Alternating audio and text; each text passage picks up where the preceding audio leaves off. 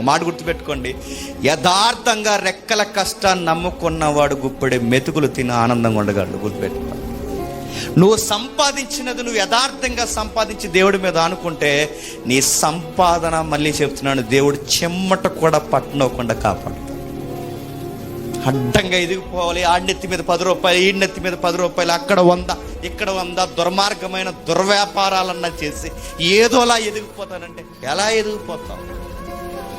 ఒకడు అన్నాడండి, నాకు చాలా తెక్కలేసిందండి, ఎదురుగలేడు కానీ, అయ్యేం పనులు దొంగ వ్యాపారాలు అన్నీ చేస్తున్నావు, తప్పు కదా, అలాంటి పనులు చేయకని అడిగితే ఏమన్నాడు చెప్పనా, అది బిజినెస్సే, కష్టపడుతున్నాం అన్నాడు.